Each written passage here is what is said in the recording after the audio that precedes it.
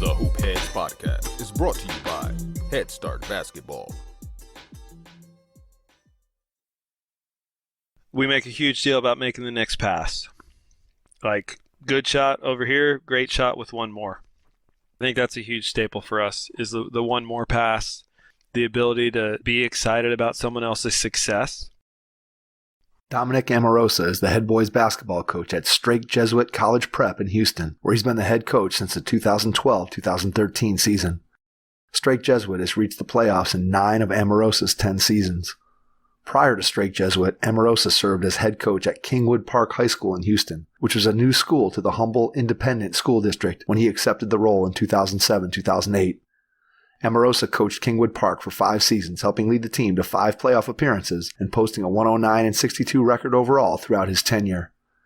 Amorosa was an assistant coach from 2003 to 2004 and 2006-2007 at Kingwood High School in Kingwood, Texas.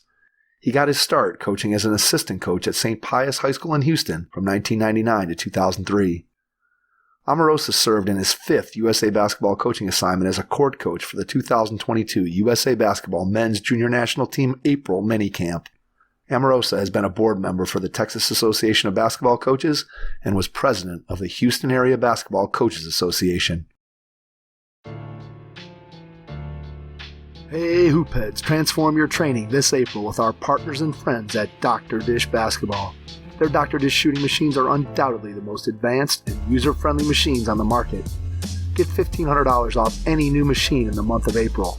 Learn more at drdishbasketball.com and follow their incredible content at Dr. Dish V-Ball on Twitter, Instagram, Facebook, and YouTube. Mention the Hoopheads podcast and save an extra $300 on the Dr. Dish Rebel, All-Star, and CT models. Visit drdish.com for details. That's a great deal, Hoopheads. Get your Dr. Dish shooting machine today.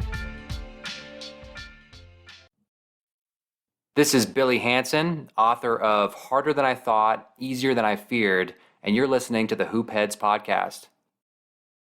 If you're looking to improve your coaching, please consider joining the Hoopheads Mentorship Program.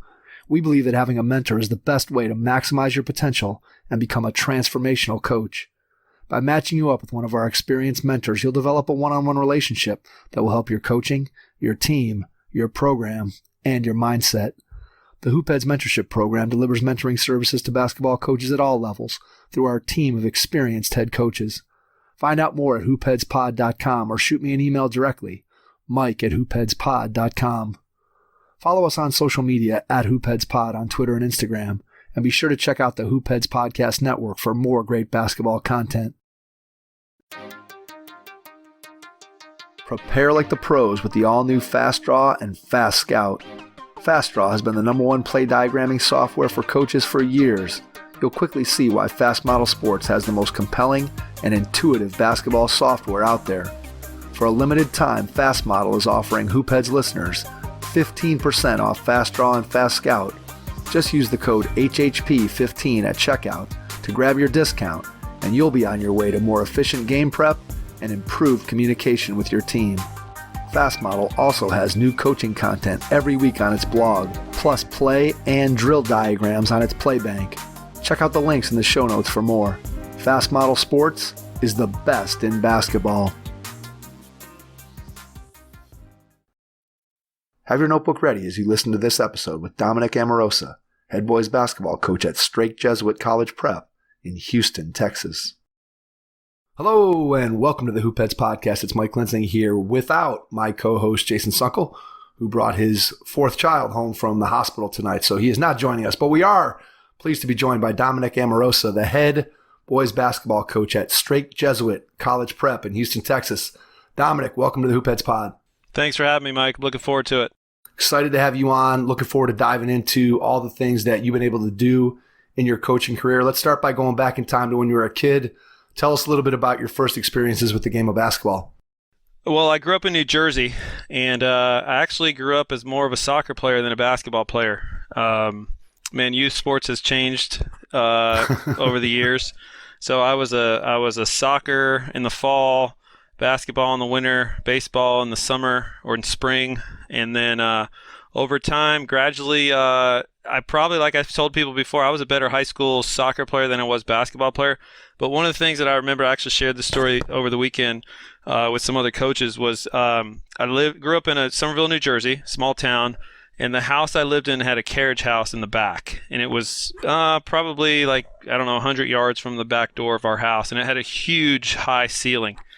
And, in the winter, you want to shoot baskets. So my dad put in a goal in that carriage house. And I can remember it was only one side. And it was centered.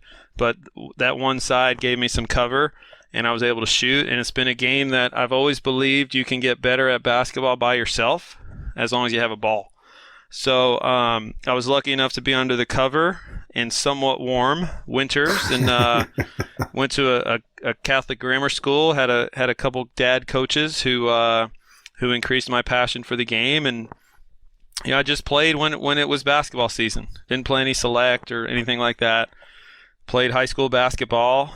And, like I said, played high school soccer, played some baseball in the springtime. And then my biggest thing with coaching was I started helping my dad as like a 14-year-old, 15-year-old. I was helping my dad coach my sister, who played in the Pony League baseball with the boys. And so that was my first introduction to coaching.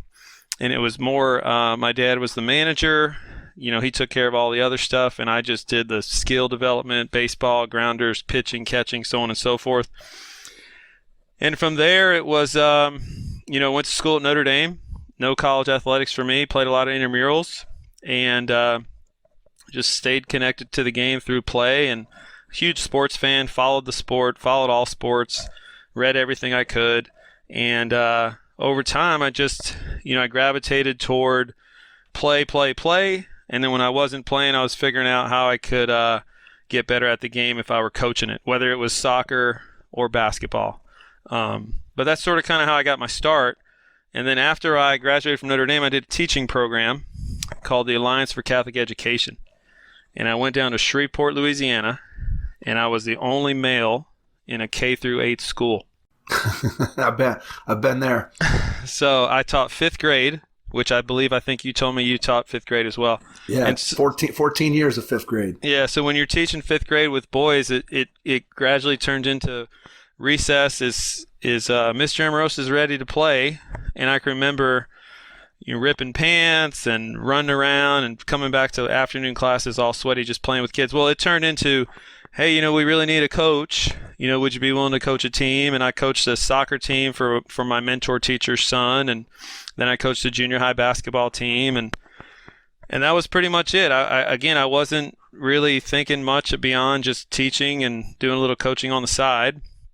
Moved to Houston after 2 years of the program, got my master's in the Alliance for Catholic Education. Moved to Houston, and I taught at another Catholic school, 5th grade, and a lot of people probably know who Hal Passner is. But I lived in the town where Hal Passner had started what's now known as the Houston Hoops, but he had something called the Kingwood Basketball League. And I was teaching at a school, and I was playing some basketball on Sunday mornings with some guys in town. And I remember asking one of them, if you want to coach youth basketball, what do you do? And they're like, oh, you got to call Mr. Passner. So I got involved in the Kingwood Basketball League. And I was the only guy in the league who didn't have a son. So we have the draft, we're doing the evaluations, and we're having the draft. And there was a rule that if you had a son, you got to pick your son in the 3rd round. And if you didn't have a son, then your 1st round pick could be, one of the better kids in the evaluation. So I remember going to Mr. Pastor and saying, look, I don't have a son, so I probably need 2 first-round picks to even this up.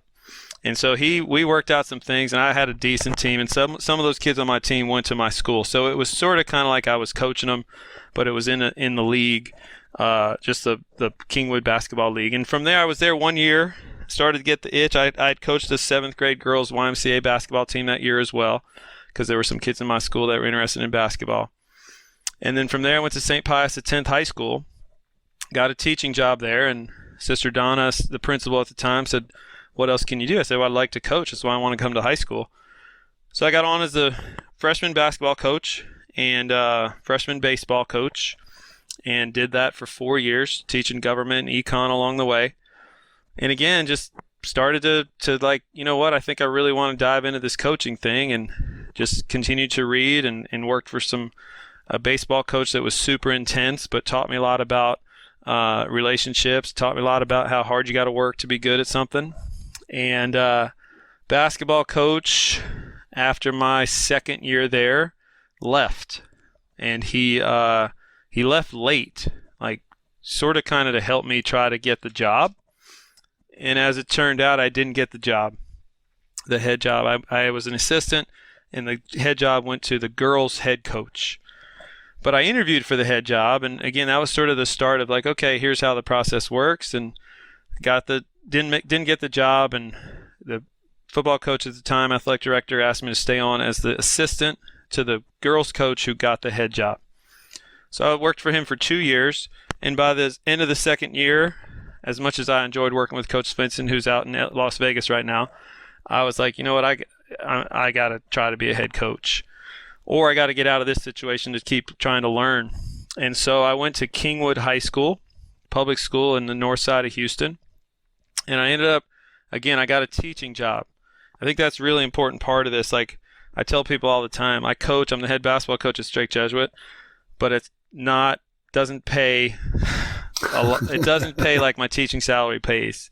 So I teach, and I got the job at Kingwood High School as a government teacher. And Texas has an athletic period, which means we get to practice in the middle of the day. And at Kingwood High School at the time, it was 5th period varsity athletics and 7th period freshman athletics. So when I got the job, Miss Almond was the principal, and I was going to teach 5 classes.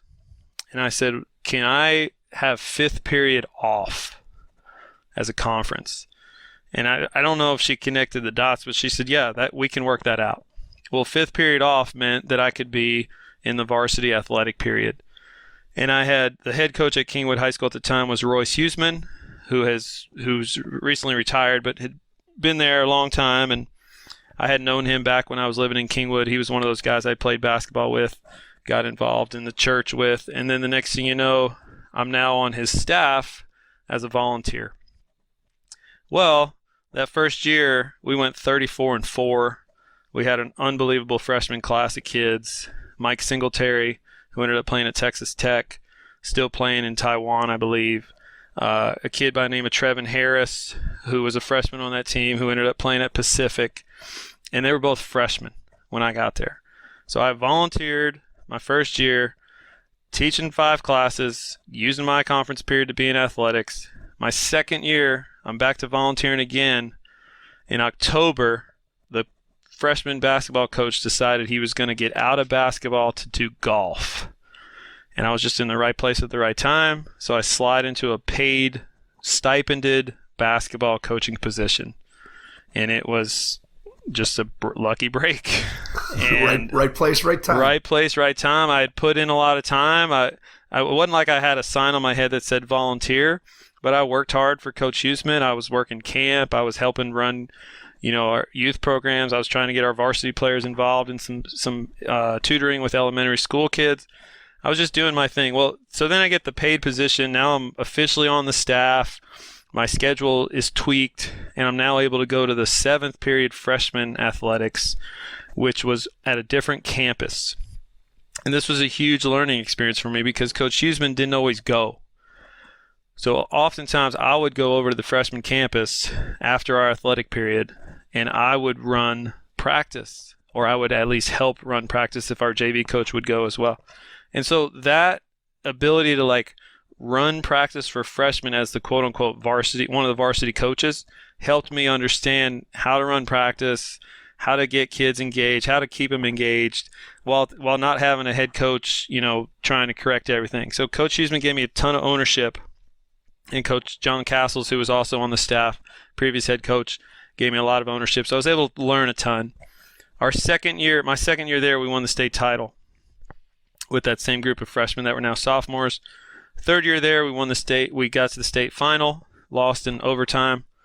Fourth year there, we got to the state final again and lost. So we went to 3 straight state finals, 6A basketball, and I was working for Coach Huseman, who was just sort of kind of a Texas high school legendary coach. And he wasn't legendary because, yes, we had good players, but we played what some would call the right way. We shared the ball. Our leading scorer averaged 14 points a game. We guarded you.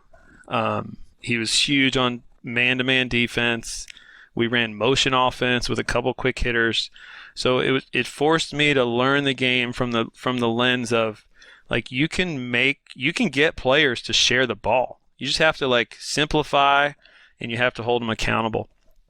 And so my fourth year there, a new school opened in the same school district, and I was able to transition from the varsity assistant at Kingwood to the brand new head coach at Kingwood Park High School. And I got to start my own program. And I was there for 5 years, and you get to start your own program. You get to design everything from T-shirts to paintings on the wall to what you're going to say to every possible thing. We were the Kingwood Park Panthers. We had freshmen and sophomores, played varsity basketball that first year, and we just got thrown in. And everyone's like, well, how'd you get the head job? Well, the crazy part about that story is when I was at Kingwood, I tried, when I left St. Pius to go to Kingwood, I tried to get head jobs. And I got turned down probably 10 or 11 times.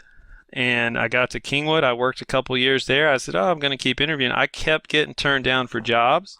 And one time I went to an interview, had a big packet, was all ready to go, and I didn't get the job. So I went back to the Humble ISD athletic director at the time, whose name was Zoe Simpson, a legendary track coach. And I said, Zoe, can you do me a favor and find out, like, what the interview committee thought?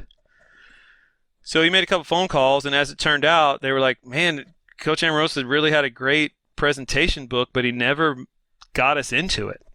You know, like, I had sort of kind of planned to talk about myself like you do in a job interview, but I didn't direct people to, like, what they needed to see and hear. And it was, again, another really enlightening event for me because it made me realize how important the interview process was. And so when I interviewed for the Kingwood Park job and got it, a lot of what had happened was I hadn't been a head coach, and I beat out people that were head coaches, but I felt like because Coach Huseman had prepared me on the floor, because the athletic director had helped me with the interview process, that I was able to have a clear idea and vision of what I wanted to accomplish. And then being a new school, you get to do it. And there's not a lot of questioning of you because the kids don't know much better. And I was coming from a situation where I had been to 3 straight state finals, and we had huge camps in the community, and I had taken over a school that was in the community. So it was like instant credibility that I'd worked for a legendary coach. I had run his youth camps for him and with him. And here I am working for a principal who was a former basketball coach who wanted us to win and gave us situations where I taught my first 2 years of PE. So I was around the gym, and we had some success. You know, by my 4th year, we're in the regional tournament. 5th year, back-to-back regional tournaments. And then the Strake Jesuit job opened up. I had applied for it in 2003. One of the 12 jobs I got rejected from opened up, and just circled back and said, you know, I've been a head coach, and I brought my resume and information down here and went through a pretty extensive interview process. And 10 years ago, coming up in June, I got the job. And, you know, as a Catholic school kid, University of Notre Dame graduate, Alliance for Catholic Education teacher and graduate. I've spent 26 years as a teacher, 9 of them in public school, the rest in Catholic school. This place is it's the mission of our place is to build men for others in a Catholic environment. It fits me personally, and the basketball is top notch. I mean, it's a 6A program in the state of Texas. It's the largest classification. We got 1,400 boys here, play with 5 teams. And so that's sort of kind of where I got professionally. And it's been a challenge to go. I replaced a coach that had a ton of success, and we've had some success. We haven't won state titles or anything like that yet, but we're, it's about the process and the journey and going from there. And then the USA basketball thing, again, I sort of kind of lucked into it. There's a guy named Kyle Maneri who works a bunch of skills camps and has done some stuff for Chris Paul and worked with USA basketball as well. Well, we have a tremendous facility here in Houston, and Kyle Maneri, somebody from USA basketball, Rita Grayson, needed a place to have like a state of the game meeting. And it was high school coaches, AAU coaches, and they came to our school like on a Wednesday night in March. And I don't remember the details, but we sat and talked about how we could make it better. USA basketball was starting this open court program where they're trying to get like some more free play going on. I just sort of kind of sat in the back. I was the host. Didn't say much. As I'm walking Rita out of our school, I walk her through the gym. And I make the comment, hey, if USA basketball ever needs to use our facility for something, just let me know. Well, a couple weeks later, BJ Johnson, who I think now works for the Charlotte Hornets, who was at the time like the assistant director of the USA basketball junior team, calls me. And they're like, Coach, we need a place to practice. We're taking our U19 team to Argentina. We need a place that can fly direct from Houston. The head coach of the team is Shaka Smart. Can we use your facility? I was like, sure. So we set up our facility. They come in, and the team had Markelle Fultz, Mo Bamba, Trey Young, Michael Porter, Kevin Herter. It was Shaka Smart, Mark Turgeon, and Kevin Ollie were the coaches. And it was when USA basketball does things, they bring in those coaches, and they bring in an unbelievable support staff of managers, filmers from all over the country. And so BJ was the point person on it, and Sean Ford, who came and did like a site visit. And so when they were there that week, they just, whatever they needed, we helped them with. I was just the key guy. And then along the way, sort of kind of in a separate lane, I had gotten to know Coach Showalter through Snow Valley Camp. And so I think you mentioned Greg White the other day. Greg White, I had followed Greg White on Twitter. Greg White talked about Snow Valley Camp. I sent him a private message, said, hey, tell me about Snow Valley Camp. He said, you got to get in touch with Coach Showalter. Went up and worked Snow Valley. USA Basketball's coming to our school. USA Basketball did a youth academy as part of their coach development that Coach Showalter was in charge of. Again, they used our facility. And then, USA Basketball had a gold camp in Richmond, Texas a few years ago, not Richmond, Texas, Richmond, Virginia, pre-pandemic. And I asked Coach Show, every time we would have a USA Basketball thing here, I would just sort of kind of say, if you ever need anything, just let me know. I'm willing to do whatever. Well, they had an event in Richmond, Virginia over Memorial Day weekend. It was what they called their gold camp. And I went to it as a court coach. And I met a couple of guys, Scott Fitch, who's with the Hoop Summit team. He's a head coach up in New York. And Raz Vanderloo, who was with me this past weekend in New Orleans, and Coach Showalter. And at the time it was Samson Coyote, who had taken over for BJ Johnson. And I just work. And later that summer, I get an email saying we'd like to invite you to Colorado Springs to come out and be a court coach for our mini camp. And that's sort of kind of how I got started. And it's one of those things where each time you go around the coaches and the players, there's a number one, it's USA Basketball. Like, I don't know if there's any better setting or any better situation to learn from elite people, elite players. Like I said, those managers and support staffs who just pour into kids. And I've just been lucky to be a part of it. Over the pandemic, we had a bunch of Zoom calls and sort of kind of broke down who we are and what we do at USA Basketball. And this past trip to the Final Four is my first time I've ever been to the Final Four. And we had a mini camp, 4 practices. And I think the biggest thing I've learned is, like, if you treat people right, and you work hard, and good things can happen. And, there's a million coaches who probably could work for USA Basketball and do what I do. It helps to, just work really hard. And if they ask you to do something, do it with high energy and try to create clarity for kids. The players who USA Basketball brings in want to be coached. And if they don't want to be coached, they sort of stand out as a sore thumb. And so I've been lucky to, we've hosted them again this past year. And the pandemic helped. Texas handling of the pandemic was different than the rest of the country. So when USA Basketball wanted to come down here to do it, they were able to use our facility. They had some strict COVID protocols, but you're able to get around Houston and come in and out of Houston. And that's what worked for them. And again, I worked as a court coach for the training camp. They did a mini one in May. They did a longer one with Coach White and Coach Turner, Coach Flan back in August. And then they went down to Mexico and won the gold medal. So that's sort of kind of where I'm at.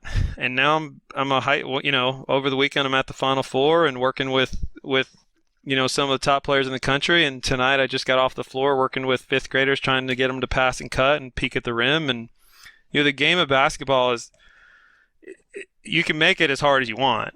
But at the end of the day, we're telling superstar 16 and 17-year-olds similar things. They just do it faster and with more pace and all that kind of stuff. But the game is a 10-foot goal with lines drawn, and we try to get these little kids to understand it's okay to play with a smaller ball, but spacing and the concepts run no matter how old they are. And so that's something I really like as a teacher and as a coach. It's you can layer stuff the same way you layer fifth grade English or fifth grade social studies. And then to see kids grow from seventh graders to high schoolers to, I have some kids who are playing professionally, and overseas, and a kid who's in the G League. To see them grow up not only basketball wise, but personally is super rewarding. And it's the reason why I do what I do. So that's sort of kind of my story. I've never said no to opportunities. I heard Kevin Eastman say that one time, you can't say no to basketball opportunities. So I went out to USA Basketball training camp one time on my own dime just to watch it. I had asked Coach Show if I could come, and he said, yeah, I'll get you a pass. And it just sort of kind of watched. And, then when they invited me back, it's yeah, I can do it. They invited me to the Final Four, and my first phone call was to my mother-in-law to find out if she could watch my kids, because my son is a competitive gymnast, and my wife was taking him out of town. So once I got the clearance from my mother-in-law that she could handle my two littler ones that weekend, it was all right, Coach Show, I'm in.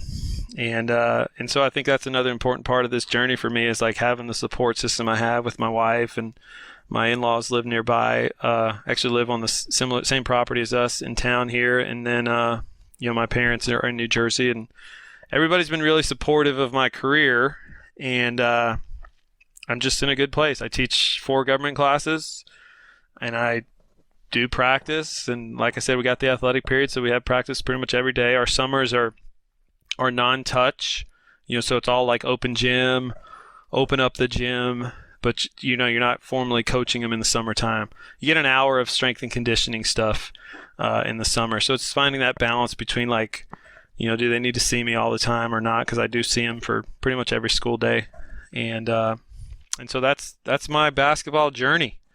And like I said, I've been lucky to be around really good people who've taught me a lot, and I've been humble enough to ask them when I don't know. And it's cool now because I've been in this long enough and working in Houston for now 20 plus years. It's there's some young coaches who I really enjoy trying to get them improve their spot or help them learn the game, whether they want to coach or train or do whatever, even officiate. So it's all about just trying to pay it forward. That give back is key without question. I think once you get to a certain point, that the ability to reach back and help somebody else the same way that you were helped is really what it's all about when you think about it. You're helping players, and you talked about working with different age levels, right? So you work with your youth players, you're working with guys who are at that elite level for the junior national team. So let's start there with your most recent experience. Then we'll kind of jump backwards in your story, but tell us a little bit about exactly what it is that you do as a court coach when you're there for that junior national team mini camp. What's a day like? What's a practice like? What is it that you're actually doing out there on the floor? So the day starts with a meeting, coaches meeting, usually over breakfast. And you get an email the night before with, here's what we're wearing, and here's the practice plan. And usually when you walk in that meeting in the morning, the practice plan is different than the one that was emailed, because all of us who make practice plans, I think, know that like once you get it on paper and you see it, you want to tweak something. But so we spend a few minutes in the morning talking about what it looks like and what drills we're doing and making sure everybody's on the same page. And then from there, we have a meeting with the players. It's so far, it's in a hotel conference room or whatever ballroom. And Coach White has been the head coach of the junior national team, and him and BJ Domingo sort of run that meeting. And so as a court coach, you're just sort of there to support the head coach, similar to like what an assistant coach would do in a high school setting. So, and that's one of the things I really enjoy about it, because like at the high school level here, like nothing starts unless, I get the ball rolling. So as a court coach, you're they tell you what they need from you, and then you do it with your own style and with your own ability. So from that hotel meeting room, it's to the gym. It's usually a bus. It is a bus.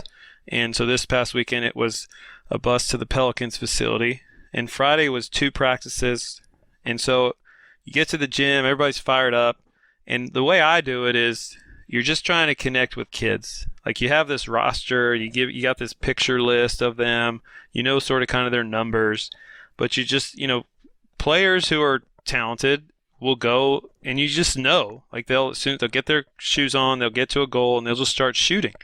And there's some time built in for that. So one of the things I like to do is just try to connect with a kid. Where are you from? What do you like about your game? What do you think about this experience? First time here. And then from there, it's, there's a trainer who gets them stretched, and you're just trying to get touches on kids. This is the same way I do it with my players. Like while they're stretching, you're trying to get touches. And, as a court coach, you're just trying to keep, try and make sure the energy is consistent. And from there, it's a practice plan. It's a group event where you got a goal, and you're making sure kids are touching and talking, and then it's some station work. This past weekend it was position work, and then it was some offensive skill work, and then from there it's cutthroat, and then we play some 5-on-5, and I have a team, and you get a couple minutes to talk about what you're going to do, and you play a 10-minute game. And it's hard because you got 8 guys on your team, and it's like, all right, guys, we're going to sub.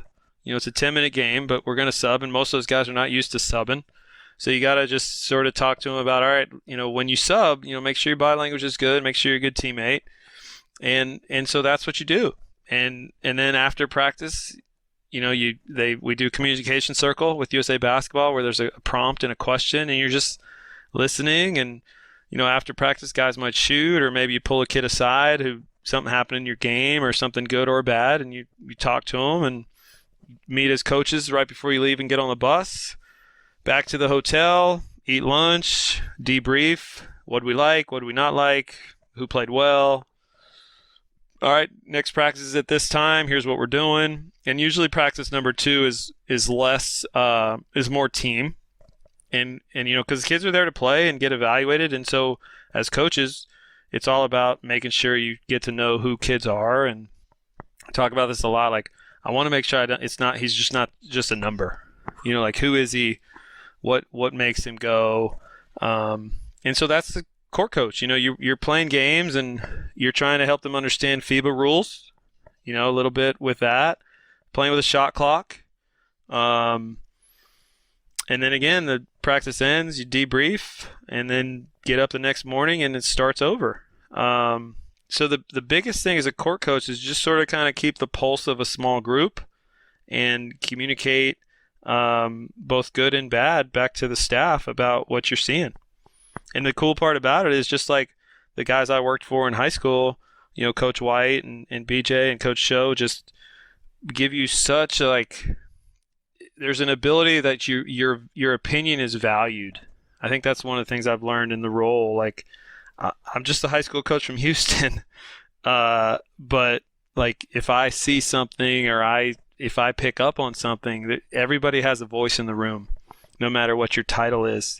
And I think that's an important part of USA basketball. Just like those support guys are taking film and taking stats and taping, that everybody's got the same goal in mind. Like, we want to win gold medals, and here's how we're going to do it. And a court coach is just a tiny piece of that with a pretty important job.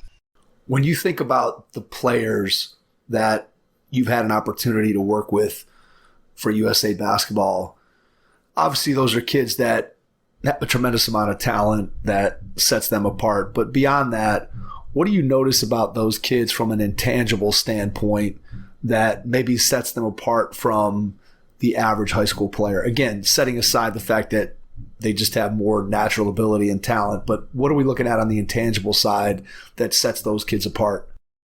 It's a great question. It's really big on like who wants to be critiqued. Like, Coach, what can I do better? Coach, what do you see? What can I do better? And these are kids you like literally meet the night before and, hey, how's it going? Where are you from? And then the next morning, because I have USA on my chest and they have USA on their chest, the different ones, quote unquote different, are wanting more. They're wanting, hey, Coach, can you rebound for me? Coach, can you watch my shot? Coach, pressure me at the rim. Just stuff like that. So that's a big thing, is the way they seek feedback is a huge separator when it comes to intangibles. That's number one. Number two, how well do they connect with other really good players? Because there's some guys who don't connect well when they're having to go from being the guy to now being one of the guys. And so the way they connect in huddles, the way they connect in drill work, the way they connect when they pass the ball and someone else scores, how excited are they? So there's so many things. Like the 46 guys that were there this weekend, they're all super talented. Like if any of them came to my team, they'd be the best player. And probably around most high schools, they are the best player at their high schools. But can they accept feedback and can they connect with their teammates are the two, in my opinion, the two biggest intangibles I see with the ones that are like the most elite. And I'll be honest, like some kids surprise me because, you hear about them, you see the list of the kids, you see, what they come to USA with, but then you realize like, man, that kid is a heck of a kid and man, he wants to be coached. And you pick up on that pretty quick. And that's, again, a tribute to the staff, on who they pick and how they get kids there, because I think that's a really big part of their evaluation of, there's a lot of talented kids around the country, but like other than age, what separates kids? And I think their ability to be coached, their ability to connect to other good players is a huge part of it. Yeah, Coach Show, and we've had him on, that's one of the things that he's emphasized to us in those conversations is just how important that it's not just about the player's talent. Obviously, the player's talent has to be at a certain level in order to be considered. But once you get that talent piece taken care of, then Coach Show is always talking about we want kids that want to fit in, that want to be coached and get better. And they're looking for that great teammate in addition to a kid who's a great talent. And it makes sense, right? Because if you're bringing in a bunch of kids who are talented but are me first guys, that's probably not going to go well when you start thinking about putting together a team. As we all know as coaches, if you have a team of 10 or 12 me first guys, that doesn't often work very well. So in addition to that, when you think about the experience that you've had working with players, but also the opportunity, as you've said, to work with such great coaches, and you think about some of the lessons that you've learned being a part of USA basketball, what's one or two things that you've picked up there during your experiences that you've been able to take back to your high school job and make you a better coach in that environment? Because, it's a good question again, because we spend time with them at the hotel and on the bus and in that interim period between like practice and beginning of practice and post practice, probably one of the biggest things I've taken back from is like, yeah, when I walk on the floor and the whistle's on my neck or like practice is going to start, I'm pretty serious. But what I've taken away from some of the coaches I've been around in the couple years I've been involved is like when the whistle's off and you're going to and from those times where you just can make connections, like you as a me as a coach, like I have to let my guard down because it's a limited amount of time with kids, and those kids, yes, they're elite, but if they want to be coached, then you got to have somewhat of a rapport. And so the way you build rapport sometimes is like, yeah, I'm coach and you're player, but like, hey, so what do you like to do if you're not playing basketball? The ability to connect, like Flannery from in St. Edwards in Cleveland, like unbelievable ability to connect. Steve Turner, Rob Brost from Illinois, like these guys, just Nick Lagabo from Chicago, like it's not like it's just part of their personality, and it's one of the things that I'm a serious person. My students would say I'm serious, my players would say I'm serious, but the ability to like let your guard down so that kids can feel connected to you. Because at the end of the day, like as talented as you may be, or even as less talented as you may be, the more connected the kids feel to the coach, the more chance you could succeed, and the more chance the kids are going to want to work hard. So that's been my biggest takeaway, is like the ability of our coaching staff to have quote unquote fun with players while at the same time maintaining the professional relationship of coach player. And I think that's something I've taken away. I love that, because I think just goes back to what you talked about earlier when you were going through your journey and talking a little bit about how you felt like having that impact on kids, right? That you can connect with them, you can have that impact.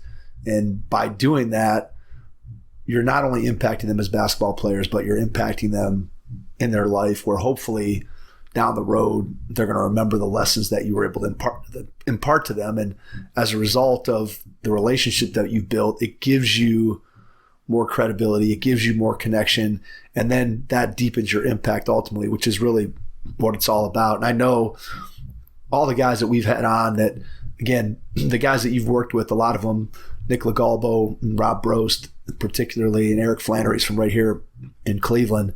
But those guys are, they become friends, Nick and Rob, and it's kind of amazing just from a silly podcast that you get to be friends with guys. And it's the same thing that, you're talking about when it's a player coach here for us. It's kind of like we just, you get on, you interview somebody, and then you build that connection through a conversation, and then it's a second conversation, and then it's a third conversation, and then next thing you know, I'm meeting up with Nick in Chicago, and then I'm seeing Coach Show out at Snow Valley, and meeting with Greg, and all these different people that you get a chance to connect with. And you're right, when you can demonstrate and show your personality, and when you can connect with players or connect with other coaches in a genuine way, you end up having a lot more fun, and you end up having a lot more success. And I think that's really what it's all about. And that's what the ball can do for you. And that's what is sometimes lacking when we try to organize everything. Like the organic game, pickup game, shooting contest, meal while you're going over practice plans, all that organic stuff is like usually the most memorable. Like we talk a lot about moments with our team here. Like we get to share moments together. Like your high school experience moments are going to be, I'm going to be in them, whether you like it or not. So, we as coaches, you as players, like the more we can be connected, the more memorable those moments are going to be, whether it's a win or a loss. And that's what's so cool about basketball. It's like, it doesn't matter your ability level. If you're in the gym with a ball, even if you don't speak the same language, you're able to connect. And then the ability to keep those connections, that's what's so cool. Like, I mean, this group text we've been on since the weekend with the coaches, and like just the pictures and just everything about it, you strengthen bonds. And it's all because why? Because Coach Show and people connected us. And then from those connections, you build more connections. And so that's sort of kind of what I try to do as a coach here with our community and with our youth players, with my high school guys, and go from there. All right, let's talk about that. Let's go to the moment when you get the job at Strake Jesuit and you got to come in. And you mentioned earlier that you had the experience of building a program from scratch before. Now you come into a program that was already established, that it had some success. And so that experience taking over a program as a head coach as opposed to building the program from the ground up, I'm sure there were some differences. So just when you think back to that time of starting and what you needed to do in order to get the program to where you felt like it needed to be and to institute the things that you wanted to put in place for your program that you thought were important, what were some of the first steps? Obviously, we're going back 10 years, but thinking about that, what were some of the things that you remember thinking, I got to get these things done if we're going to have success? Yeah, so starting a school was super hard, but the kids didn't know any better. So, like, what Coach Amorosa said was what they believed. The group that I inherited, Coach Jones had done a phenomenal job here. It was in very good shape. It wasn't like, oh, bad program, coach is leaving. It was, man, coach is leaving a good program, but Coach Jones and I are different. So now it's like, all right, how can I implement and put my stamp on this group that had finished playing there were two seniors who had played on the varsity as juniors. And I can specifically remember their approach when I first talked to him was like, Coach, I'm a senior now, and it's sort of my turn. And I said, I just remember trying to convince both of these two kids who have become lifelong friends and kids that, they still call me coach, but I'm still very tight with both of them. The battle of, I'm a senior, so it's my team. To get kids that I was inheriting to understand this was going to be our team. And we're going to do some things differently. Like the two guys that had graduated with the summer before I got here, Rashid Suleiman and John Gillen, both professional players, both unbelievable guys, but had dominated the basketball for them. So I was inheriting a team that had two 20-plus point scorers and a bunch of varsity level returners who hadn't had to make plays or talk or lead. And so the biggest thing I tried to establish my first couple months here was giving seniors who, just because you're a senior doesn't mean you're a leader. You have to, and you can be young and lead, but the ability to have to take on some ownership of it with those two kids was one of the hardest challenges, because they had a previous idea of what it looked like that when I took over at Kingwood Park, the other kids didn't know, because what I was saying was what they were going to believe. So the challenge of coming in and, there was a holdover from the previous staff, so that was helpful in terms of knowing who kids were. But we did things differently. They played a lot. They played a lot of open gym. It was sort of optional. In the spring, AAU is AAU, and high school is just going to have open gym. Well, my take was we can still get stuff done. We can still do some skill work while you do AAU. So convincing guys of the importance of being around in the fall, because like I said, we have a preseason, and we try to use that preseason to establish some norms about this is when we practice, and you're expected to be here, regardless of whether or not your trainer or your AAU team has a workout. We're building toward a school team, and the same thing happened in the spring. The season's over, but now we're building toward the next season. So trying to establish that, school basketball is super important. I get it. AAU basketball 10 years ago wasn't as big as it is now, but it was still super important. I'm going to work with you on that, but it can't be, oh, it's AAU time, school basketball is behind. If you want to be successful, you get better out of sight or off campus here, but don't forget, we're Strake Jesuit. We're trying to build our program here. So trying to get that balance between what kids are doing outside of here and what they're doing when they're here was a super challenge. And then understanding academically, our school's hard.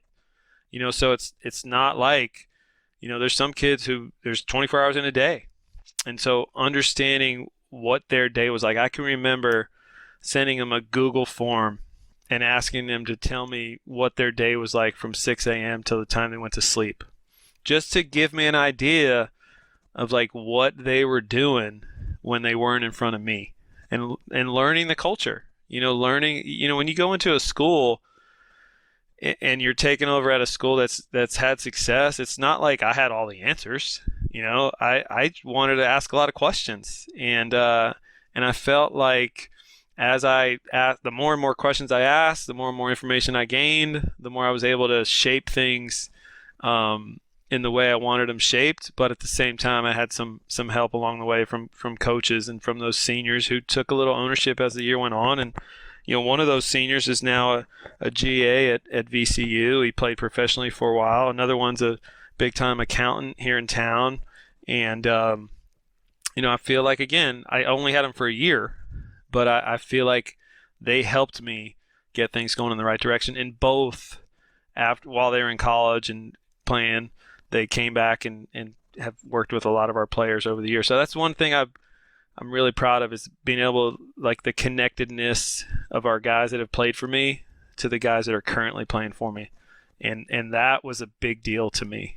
And our school does it through our alumni relations and things like that. But our basketball program doing it is one of the coolest parts about this, about the last 10 years.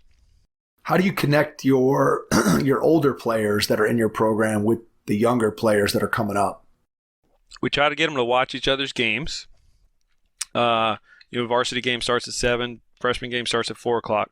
Our locker room, we don't have a varsity locker room, so everybody's in the same locker room. We try to make sure that younger players understand that the older players have done the same thing you are. That they're just doing it at a little higher level. It's just like I said with USA basketball kids, like, they're talented, but they're still expected to jump stop, and fundamentals of the game still apply. And so, again, with age, that's a big deal. It's like we're all in this together. I try to get older players, because our freshmen, oftentimes they'll do either sometimes a study hall, or sometimes they'll practice in the morning and we'll practice after school. So the ability to give older players a chance to talk, connect. We do a bunch of team meals where kids are together. We do some service projects where kids are collecting items, bringing them to different spots. And just making sure everybody knows that if you're a basketball player and we have a campus that's like a college, so you're going between buildings. You walk by a guy, whether he's a freshman B team player or a varsity level player, like, you got to acknowledge him. And we just spend some time talking about it. We role play it. Like, all right, here we are. We're walking on the quad, and I got my earphones in, and you got yours in, and one of us looking at our phone, but we make eye contact. There needs to be a dap, or there needs to be a, hey, how's it going? To feel connected to who we are. We have a sign above our locker room that says team first.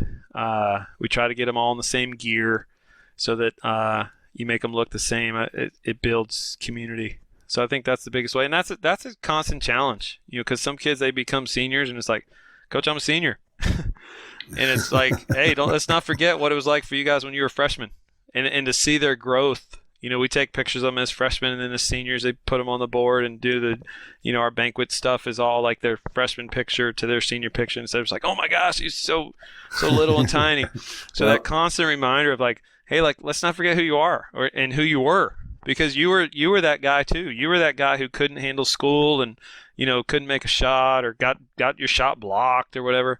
So let's make sure we're remembering where you came from, and just appeal to them on that. And like, they look up to you, even though you're a senior and they might be a sophomore, they're still looking up to you.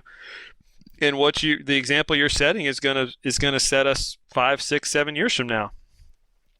So it's just a constant communication thing that we talk about, and then trying to get them in situations where they're having to communicate and talk to one another. That culture and building the community and building the connectedness obviously is really important, I'm sure, to the success of what you've been able to do. What about on the basketball floor in terms of the things that you expect between the lines? What, if you were going to point to things that lead to your success on the floor as a basketball program, what are 1 or 2 things that you think really are important and kind of drive your success? we make a huge deal about making the next pass. Like, good shot over here, great shot with one more. Like, I think that's a huge staple for us is the one more pass, the ability to be excited about someone else's success.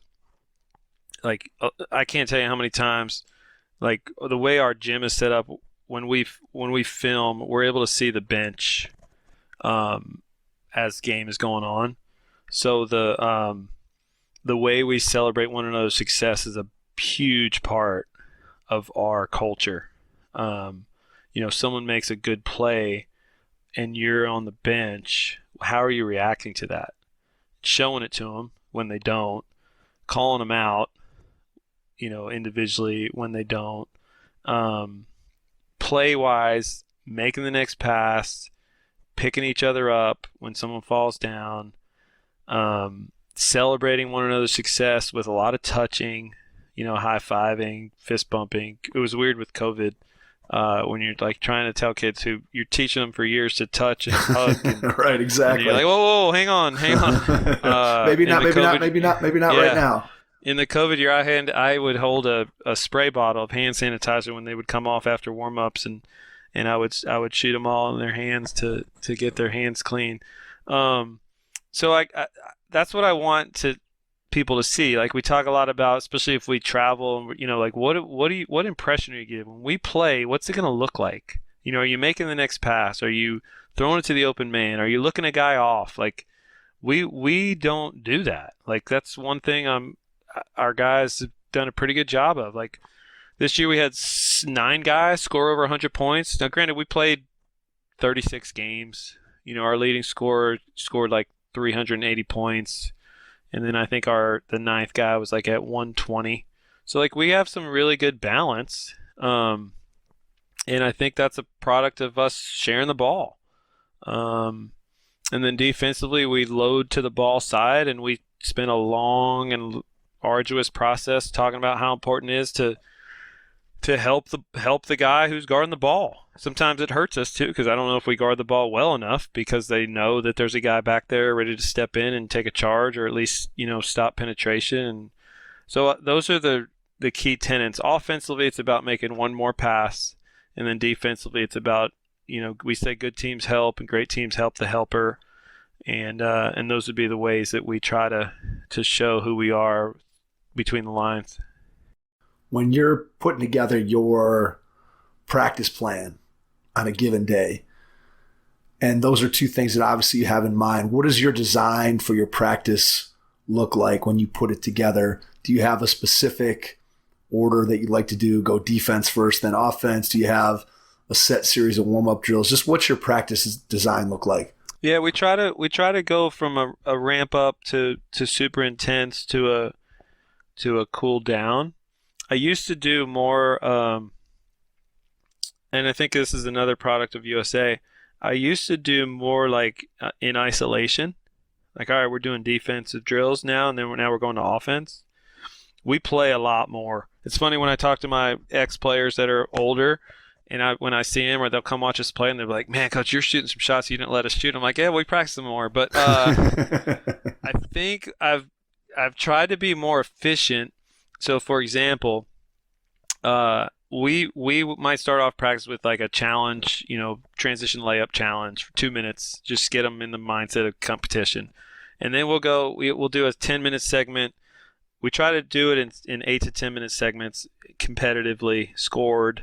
And then we mix in shooting sort of kind of between the breaks. But, for example, like an 8 to 10-minute segment would be what we call transition. And it'd be like 1-on-0 to 1-on-1. So we're working on the offensive finishing, then we're having a guard right away. Then it's like 2-on-1 to, and what used to be 2-on-1 jog back is now like 2-on-1 to 2-on-2. 3-on-2 catch up. Play the advantage. The defense is at a disadvantage. Offense has an advantage. Now you're at the same numbers. 3-on-3, 4-on-3 catch up. Like building it up to 5-on-5, and then your last 2 minutes of that 10-minute segment is 5-on-5. Then so you've ramped it up big time, and now you're going right to finishing, and everybody's doing the same finishes, working on the skill development piece.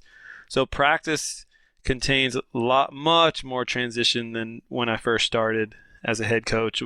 I think I've given up control by just shaping what I want to see in practice. So like, what do I want to see? I want to see transition. I want to see competition. I want to see skill work. I want to see shooting.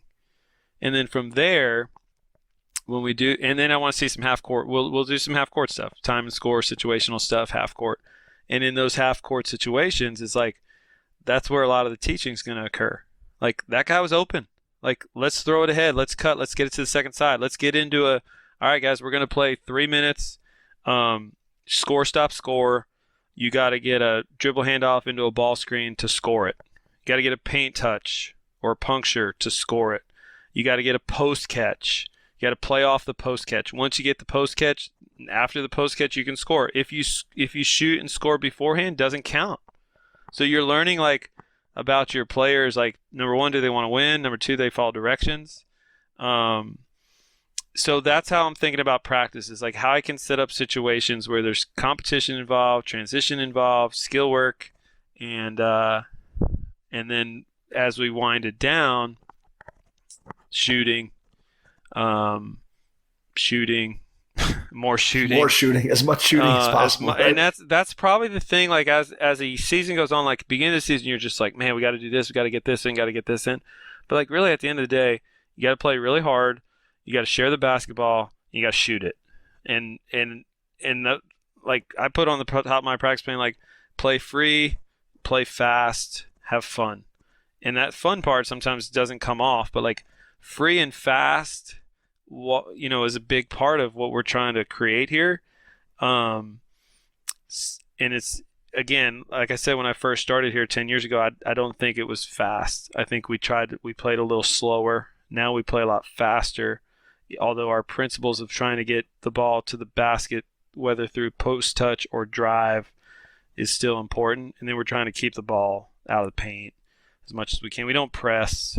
We'll half court trap and stuff, but so we work a lot on just, guarding the ball, disadvantage, find the advantage offensively, and try to keep it as simple as possible. How do you balance the flow of practice versus the actual instruction that you're giving, where you stop and give a coaching point or a teaching point? I know that's one of the things that, as the coaching profession has shifted more towards sort of that games-based approach, and instead of, as you said, drilling in isolation, then one of the things that I'm always interested in is how coaches think about the balance when you're going a 3-on-3 small-sided game, or you're going 5-on-5 half court, and there's decisions that are being made all the time, some of which are right, some of which maybe you disagree with as a coach. So how do you balance out when you stop play to make a teaching point versus when you let the kids sort of play through it and then talk at the end? Yeah, you can't stop it every time. Like, you could literally stop it every time, but I don't think it's productive. So finding the balance between like letting them make the mistake, and then like, it's funny because I just finished right before we get on the call here. I was with 4th and 5th graders working 5 out, trying to get them to pass, cut, fill. When you catch the ball, look at the rim, peek at the rim, pass, cut, fill. Like, really simple concept. And so we do it 5-on-0, struggling. Then all of a sudden we put defense out there, looks a little better, and then when it starts to get stale, stop it, hand the ball to a guy, and say, all right, let's replay just what just happened. Coach Huseman at Kingwood, when I worked for him 15 plus years ago, now people say it all the time, like replay, go right, the games-based approach like you just mentioned. We were doing a lot of drills in isolation, but we were doing it with a games-based approach. Constantly, the idea of replay, like replay and do it again. Now, you drive baseline, guy's supposed to drift, postman's supposed to get out of the way, other guy's supposed to crack back. Did that just happen? All right, replay. Now it happens, and you're trying to correct that way. Now, let's say it doesn't happen or the ball gets kicked out of bounds. You don't stop it again to do it again. You just let the practice flow continue, and you try to, again, what's the emphasis of the time frame you're in? Like, it can't be a million things. So again, the practice plan, all right, transition, find the advantage. That's the emphasis today, find the advantage. Transition D, eliminate the advantage. Hold it up long enough to make it where it becomes a 4-on-4 game instead of a 4-on-3 game. So finding ways to like pop in the instruction versus stopping it. Like I just think you got to keep heart rates as high as you can, because in a game you don't get a lot of time to do it. And even when you say, well, coach, what about timeouts? Like in the heat of the moment, like the timeout is stoppage, but you don't want I want practice to keep flowing. So I try not to correct everything. I try to tell them before practice, here's what our emphasis is, here's what we're trying to do. And then after practice, we try to debrief. Did we do it well? What do we need to get better at? USA does a good, give us one thing you did well, 2 things you need to work on, and 3 things we're going to do next time. Like that sort of kind of quick hitting thing for kids to understand. In the course of your practice, are you tracking, statting stuff throughout the practice? Sometimes. It depends. We got some managers who are incredible, who help us out in drill work. Early in the year, like in the fall, we'll chart different things like getting to the floor, who's to the floor. We chart during the season, not in we don't do it near enough in practice just because of manpower. But right. The idea of in games, how many times did we throw the ball over half court? What's our throw ahead percentage? In games, we chart kills, like what we call 3 stops in a row. In practice, the biggest thing we chart is a scoreboard. In the fall, we'll do a scrimmage, like we'll stat a scrimmage, 2 8-minute quarters, just to try to get some data on who's playing, who we think may be playing well. Because sometimes as a coach, you say, oh, well, so-and-so is playing really well. Well, did he score? Did he have an assist? What did he do that makes you think he's playing well? And kids need to know that too. Right. Kids want to know, well, coach, what do you mean I'm not playing well? Well, we played a 16-minute scrimmage, and your strength is being a 3-point shooter and hunting shots, and you were 0 for 6. Or you told me your strength was, you distribute the ball, and we played a 16-minute scrimmage and you didn't have a single assist. So data eliminates emotion. I wish we could have more data. As good as my student assistant managers are, like in game and with practice, it's tough to ask them to, chart every single part of practice. But there are parts of practice where we'll try to chart score, assists, deflections, whatever it is we might want to emphasize that day. But we don't do it nearly enough.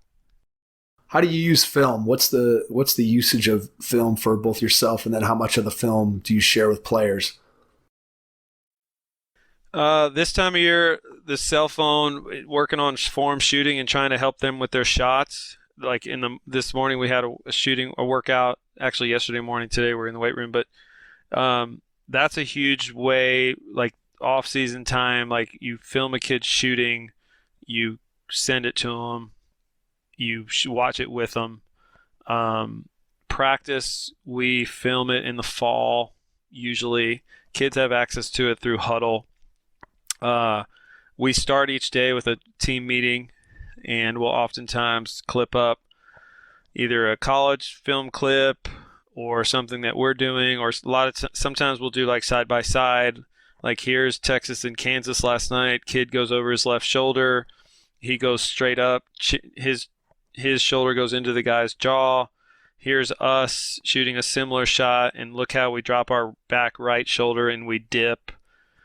So again, that wouldn't be a full group. That would be like with post players, or we might do a small group of guards. But after games, we clip up stuff, and again, like I said, kids have access to it. We might show, we try to show those one more passes. We try to show multiple effort plays. We'll show the bench reaction. We played a 4 overtime game this year, and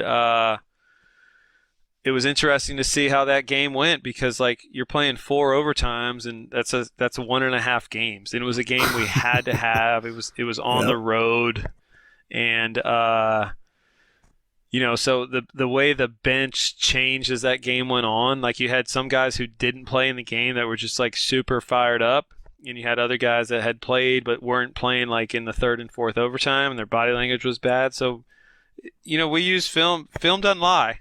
I think Jimmy Dykes wrote a book called Film Don't Lie or something like that. And kids want to see it, So we also try to make sure, we highlight. We've had 2 weeks of off season. I think on my way to USA on Thursday, I had taken some clips, and, I put together like a minute of 4 or 5 of our workouts and put it on YouTube and send it to all our kids. And, it was all just celebratory stuff, like kids lifting, kids jumping rope, kids slide boarding. So I think film is obviously a great teaching point, but I think film is a big celebration point, and kids want to see it. And we try to get them to understand when you clip up your own stuff, which a lot of them know how to do, let's make sure it's about our team. And we had some times this year where like we'd lose a game, but man, if you watch what's out on Instagram and Twitter, it's hard to tell if we lost. And so that's a lot of conversations about that. Like, let's make sure when we're celebrating ourselves, it's not like, oh yeah, we lost the game, because it's counter. I tell them this all the time, like we're going against the grain. We're asking you guys to go against the grain here a little bit. Like, yes, you might have had a heck of a game, and let's clip that up for you. Like that's good, but let's make sure when we put it out there that the stuff we're putting out is about our team, and then we'll keep the stuff for you to the side. And the way you present yourself in social media, like social media can destroy a team, or it can be a incredible uplifting thing. And I'm on it. Like I'm not gonna like, oh, I'm never on social media. No, I'm on it. And I think there's a lot of positives to it. But man, because everything is filmed nowadays, you can really like, did you have a good workout or did you have like a good dunk? Because it's hard to tell sometimes with the way kids put it out there. And so we've talked a lot about that this spring. The Win in the Dark book by Metcalf. John Morant. There's a big story on ESPN a couple weeks ago about, his trainer gave him this Win in the Dark book. And John Morant like took it to heart. Like he just was gonna do his thing, and no one was gonna know what was going on. He was gonna work as hard as he could, and then all of a sudden, he's an MVP candidate. So just using film correctly is important. I think you got to have a plan, and I think our plan is pretty good. We don't kill them with it, but we try to use it as teaching points, and we'll use a lot of old stuff. We'll use stuff that, here's what we did 2 years ago. Look what we're doing 2 years ago versus what we're doing now. We try to clip it up as teaching points for our freshman coaches and freshman players, so they see like, this is what we mean by baseline drift. This is what we mean by next pass. We'll film our practice drills so that our coaches, junior high people, know what's going on as well. Yeah, being able to use film, as you said, the film doesn't lie. It's really easy to make things clear, I think, for players when they could see it on film, because we all have this perception of what we are, what we're doing, even for coaches. If you've ever had the good fortune of having yourself filmed, I know that people have said to me, I've had my own kids say, Dad, whenever things go wrong, why do you always put your hands on top of your head and bend over? So you kind of you get to learn that sometimes your body language could be improved, and being able to use film is really, really important, I think, for players to be able to see and have a better understanding of what it is they're going to do. Before we wrap up, I want to ask one final question of you. It's a two-parter. And the first part is, when you think about what you have ahead of you in the next year or two, what's the biggest challenge that you see? And then number two, when you get up in the morning and you think about what you do, what's your biggest joy? So a two-part question, your biggest challenge and your biggest joy. Biggest challenge is the juggle. The juggle of, I'm a parent, I'm a teacher, I'm a coach, I'm an individual, I'm a husband. The challenge of making sure like that each of those categories get the analogy of like get watered, get taken care of. while not allowing the other one to wilt. And that goes like on a bigger perspective, like with my team, but also with each individual player on my team, like with my family, but also each one of my 3 kids. So that's probably the biggest thing. It's like, man, am I talking to so-and-so enough, or am I building a relationship with so-and-so, team-wise? Am I, professionally advancing myself in terms of knowledge and, how to be better as a coach, or how to be better as a schemer, or how to be better as a practice or planner? Am I, I have, like I said earlier, I have an unbelievably supportive wife. Am I making sure she understands, like, this is not possible without what she does? As USA basketball, like the ability to just leave for 2 days and miss school and be in New Orleans, and then hopefully, the next time we get a chance to be together, get invited and do that. And if I don't do that, like, where else am I doing professional things to help grow the game? So that's probably the biggest challenge, is like just the juggle of making sure I'm giving myself the best opportunity to succeed in each one of those areas. Because I think as coaches, man, I could be a heck of a coach at the expense of my family or at the expense of my teaching career, but I don't want to do that. And so, the planning and the time and the energy it takes to find those things and make those things work for all parties involved is my biggest challenge. The biggest joy is just the process of seeing these guys grow up. And again, I relate it back to my own children. I have a 17-year-old son who's an elite gymnast and like figuring it out. He drives, and my daughter's 15 years old and she's going to be driving. It's like, got a 10-year-old who's into everything. So that I take a lot of joy in like growth. And it's not like, it doesn't necessarily have to be like visible to anybody else, but maybe the kid, shoots me a text about he just saw Steph Curry come off a screen really hard and peek at the rim before he, took 2 dribbles, like something where it's like, oh, they are listening. Or, like my son with the college stuff, like searching out different things and like, oh, okay, he does care about this, and it's not going to be, my wife and I's problem. He's figuring it out. So that's probably the biggest thing, is like kids starting to take ownership of their own journey. Because I think, again, as coaches, we do a lot of pulling. I think the definition of a coach, like the coach, Tate's Lock says this, is like the coach like pulls, like we're pulling kids forward and we're trying to pull or push.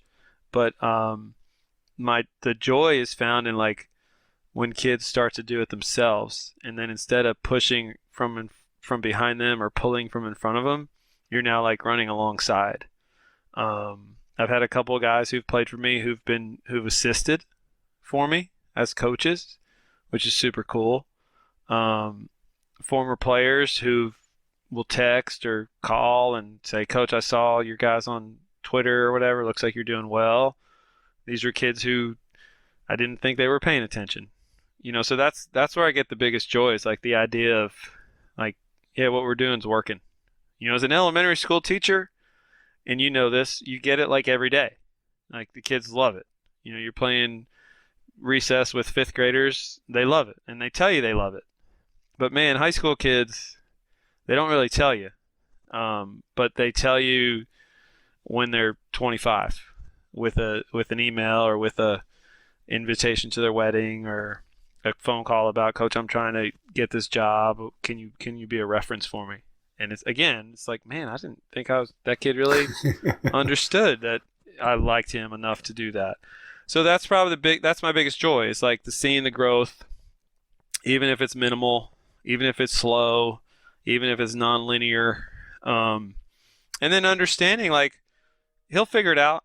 Like, I say that all the time to my assistant. Like, they'll figure it out. It's not going to be a straight line. And just like I said, the idea of the pulling and the pushing becoming the side-by-side is a really cool part about coaching and teaching and parenting, to be honest, because it's sort of the way we should evolve. And it's the way I view this job.